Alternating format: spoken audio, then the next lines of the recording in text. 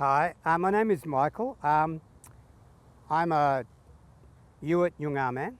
My family are from what they call the Victoria Plains area, somewhere in the Moora region in Aussia. It has a big bearing on my family. And I have connection here to Wajak, Noongar country, through the fact I've lived here for a long time. I'm currently employed at Curtin University as a research fellow, senior research fellow. My research area is mental health, and I do mental health probably somewhat, I wouldn't say it's entirely unconventional, very conventional for us as Aboriginal people and in the way we do research, but possibly unconventional in other ways. I've worked with Pat either as chief investigators on each of our projects. So on the Transforming Mental Health project, I'm one of the chief investigators. Likewise, Pat's the chief investigator on our current project, the Our Journey, Our Story project, which is about young people and mental health services. So that's a little about myself. Okay, so what is your relationship to the Working Together book? Pat approached me, as she often does, and said, would I be a contributor to the book, which I agreed to that. As always with initiatives and projects that Pat's involved in, it's always, again, somewhat a little unconventional, perhaps we could say, but very much driven by what we think, what the community standards are at the time, and what we believe is more appropriate to what the community would want. So first and foremost, we always think about the community. That's always our first point, or mine anyway, and I know Pat's shares similar to that. It's somewhat unfortunately, sometimes we find ourselves, there's always this tension between academia and ourselves in what we do and how we do that.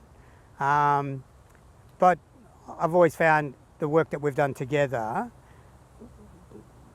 we're clearly lockstep in that community first, everything else second.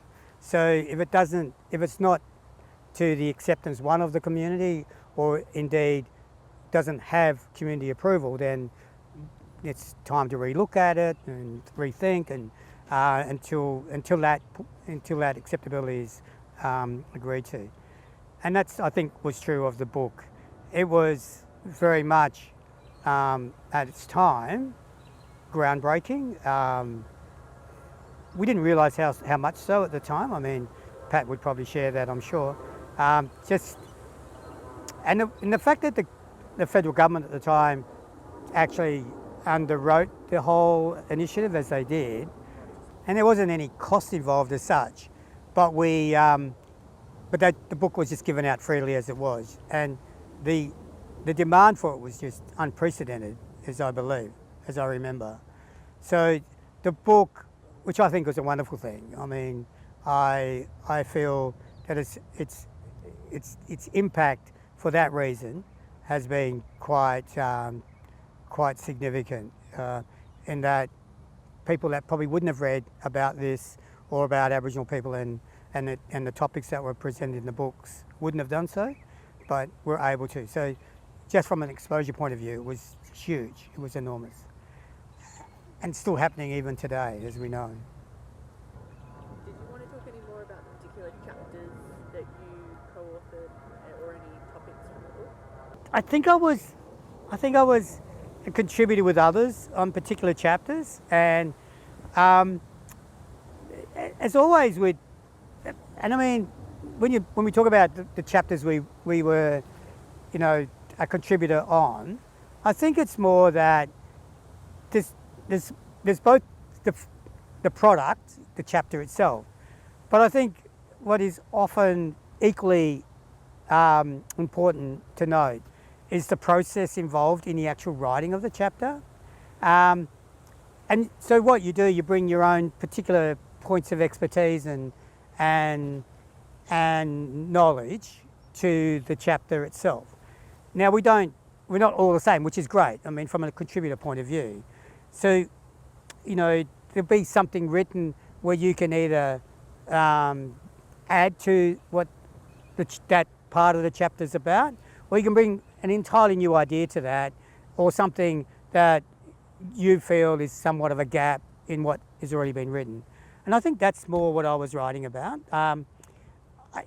So a lot of my work, and it still is, and it's still case in point, my work with the community is both direct and immediate, in that I work closely with the elders continually. So we don't think of them, in all the work I'm doing with the work I do currently and before, we don't see them as participants, they're co-researchers with us. So we talk about co-design, we talk about all manner of things that, somewhat the language of research today. We do it naturally because that's how we need to do it. So elders as co-researchers, as the young people as well, we run things past them. They have absolute, well, they have input one, but they read, they make comment to, they make suggestions about, they critique all of our work. So continually we're getting that voice from the community in our work. So which is somewhat unconventional, because usually the conventional sense is you go to the literature. We always talk about the literature as being the final say on anything we write, or what we take from the participants themselves. We don't think about the community as being another point of reference, but for us they're an important part of legitimising any of that what we say or do, and we do that continually, always, in everything that we do. So my contribution to anything I write is their direct, what they're saying directly to me, but also about how they say it and whatever. So we do that. So I think from the chapter point of view and the writing of things, I'm not entirely comfortable with academia as currently is.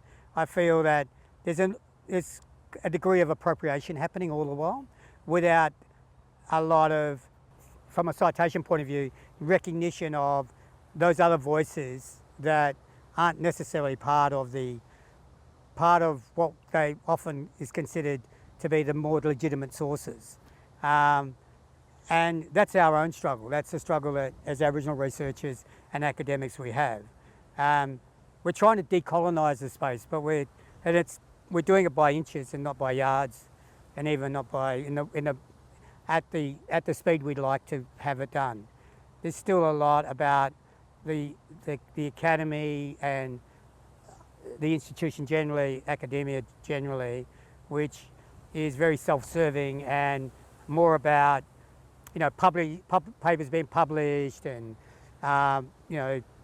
promotions and all the rest of it, which I feel is disingenuous mostly, and that we should be going back to where the community is, and because essentially they're always going to be our source, and yet we don't give them enough recognition in the way that we should.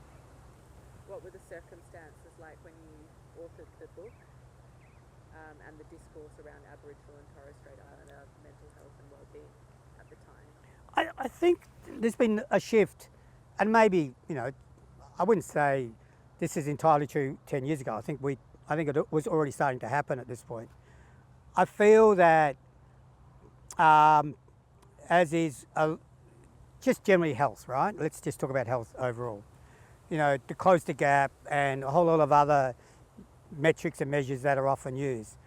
And I also have an epidemiology background as well.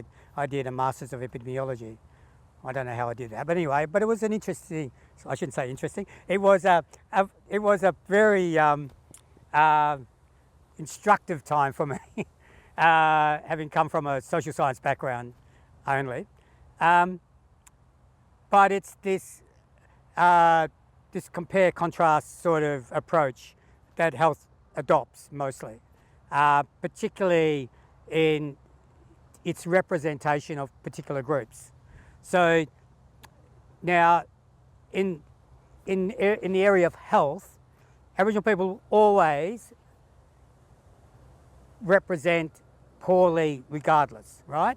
You know, incidence and prevalence of any disease that you would like to mention, Aboriginal people fare worse than the other parts of the population. Now that's probably an accurate representation, but it's an unfair representation in that it continues to pathologise who we are as a group. And mental health, sadly, is one of those areas where, if not considered or thought about in ways that it should, in terms of representation, you get this pathologising of us as a people. And you talk to young people, Aboriginal young people, they'll tell you, and including myself now, we are not broken people. We're not damaged and we're not broken. We are very vibrant, and we are, and from a self-determination point of view, we are charting our own course. That's who we are. And yet, if you look at the health statistics only how we are, it's continually reported that, Aboriginal people are this and Aboriginal people are that, but it's always done in such, the language is negative, there's no strengths-based language used whatsoever, and so you get this picture that is so unfair, but also inaccurate about actually who we are as a people. And so I think health research and health studies generally need really to think about that themselves. So in New Zealand, for example, they don't compare one population against another population. They just work on single populations. So they measure over 5-year graphs, right? This is where something was happening at this point. This is where the change is 5 years later on a single population. That makes more sense, but it also is a fairer representation of who we are as a people, or anyone for that matter.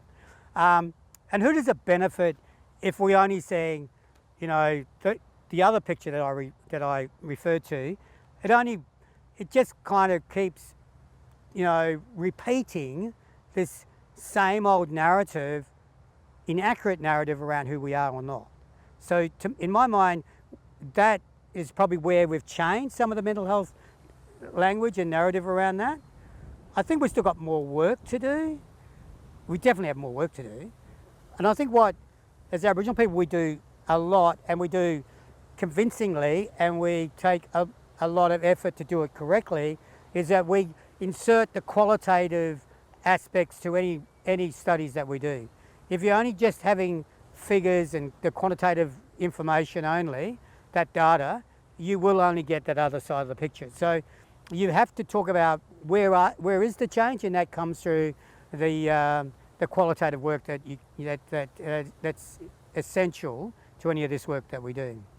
What I'm inspired by and what I'm quite excited about is where young people are now, and as more and more Aboriginal young people come into the space and are changing both the narrative, but importantly methodology, but importantly challenging the current standards and the current methodologies, I feel we are on the right track. And for me, 10 years down the track, so if there is a rewrite of this book, I'd be hoping that more of that is part of the new book, where we're talking about what is actually happening now that's different, and about this same old tired old trope, that we keep reading, that is, that just is so out of just not how it is at all. The next generation, do you have any messages for them? I don't have messages. I feel that for me it's almost a time to be mute. In the work I've been doing, there are 2 young Aboriginal women who have just started their PhDs. These 2 young women are not only are they inspiring, they are, how would I describe? They are formidable, smart, intelligent, just inspiring leadership in how and what they do. I just stand in awe. I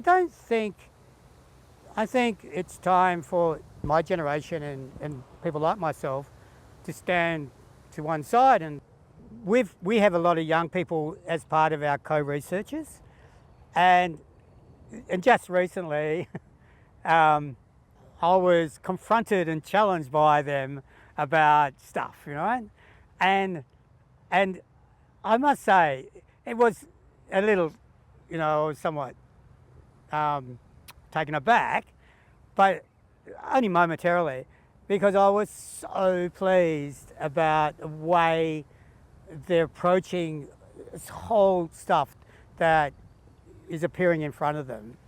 And what I was so impressed by is how confident they are, how assured they are, how they feel so, just their level of competence and confidence just to kind of go forward. I mean, I know that the fire in the belly is really good, and I encourage that. But what I'm excited by to see what happens next. Without having something like this is what I'd like to see happen next. I'm excited and somewhat curious about what happens next, because that to me, I feel is a more appropriate answer to that question, because really, I don't know. I really don't know. I could rabbit on it for however long and tell you what I think, but I don't think it's, not that I think it's entirely meaningless, but I don't believe it has any real carriage at this point. I feel they know, and more am I of that belief. I mean, just as I finish this, what I've been doing, and I've been doing it for quite a while, and incredibly grateful to have that opportunity that I've had. But I stand somewhat and in awe of where they're going next. And to be completely honest, I don't know what that's going to look like, other than it will be somewhat intriguing and perhaps even uncomfortable for some, and I say that not necessarily for them, but they will challenge and they will confront, and that's not going to be easy for some who have felt safe in their, whatever it be their status or their position or whatever. They're not that they'll ever be, I don't think they'll be rude, but they will not abide by the status quo.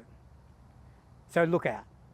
And the status quo will be shaken somewhat dramatically over the next, I'd say 10 years. And you already see it. I mean, just look around here, and well, I'm seeing it directly, with these two young women that I see who I just feel they're amazing young people. And we've got young people working with us in our team, again, the same. It's truly amazing. What do you think the impact of the Working Together book has been? It's been huge. And full credit to Pat and others, Helen and Ros, for, one, the idea, progressing the initiative as they did. A lot of energy, I know, and I mean, but that's always how Pat goes about things, never by half measures. And the others as well. To me, it's been huge. It's been quite impactful. How much so, I have no idea, other than I know I keep getting somewhat reports about it, people talk about it, and it's out there, and people are reading it, and that was always the intention. So has it shifted policy? I'm undoubtedly certain of that somehow, some way. Yeah, no, it's been great. And that's probably about all I can say about it.